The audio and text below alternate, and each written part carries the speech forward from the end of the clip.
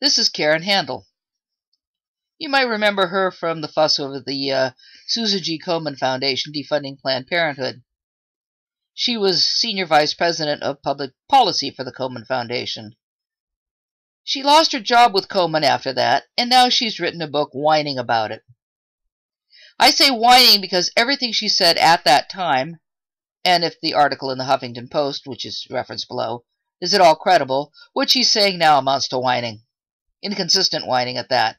Now, I don't like whining, but I really hate inconsistent whining. According to the article in the book, which is being released today, 9/11, and may I add, nice timing, Handel says that their decision was so non-political that the charity was unprepared for Planned Parenthood's vicious mugging in response. I remember this incident well. My very first video was about this. I watched what happened online. There was a spontaneous uprising of outrage from women all across the country. My video, a tiny, tiny part of this. There was no mugging by Planned Parenthood. Look at the title of her book, Planned Bullyhood. The bullies here were at the Komen Foundation. I find it disgusting that Handel is so vile or so deluded, or both, that she blames Planned Parenthood for her, Handel's, own actions and those of others at the Komen Foundation. Is she so stupid that she didn't see what was going on, didn't go online and follow all the articles, blogs, videos, and interviews by individuals in no way connected with Planned Parenthood? Or is this another case of a Republican sticking their head in the sand to avoid seeing reality?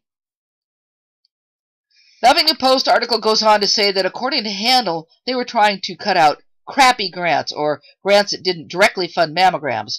Planned Parenthood refers women for mammograms, but they do physical breast exams and breast cancer education. Further, Handel says that Komen was under pressure from Catholic bishops to defund Planned Parenthood. The Huffington Post writes that Handel says that she was hired to come up with at least the least politically conspicuous way to pull the organization's grant.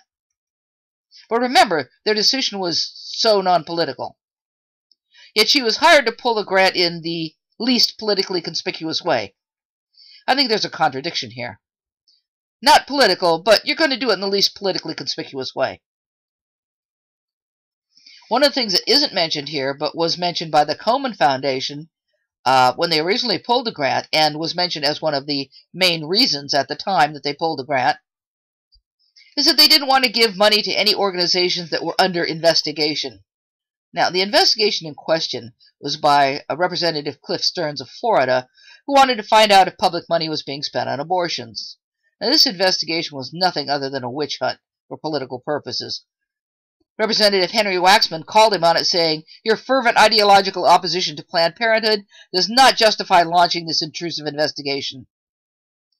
In 2011, Stearns led a campaign to cut off all funding to Planned Parenthood, telling the Los Angeles Times, "This is when we're going to defund Planned Parenthood."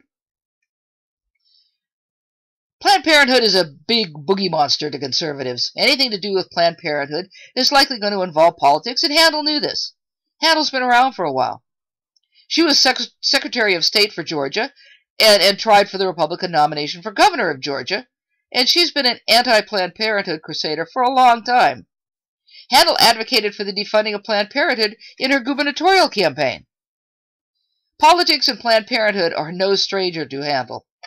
For her to claim that Komen's decision was so non-political, so nonsense is more like it.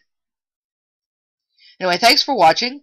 There are some links below to some of the sites I accessed, should you wish to read more about this. Bye now.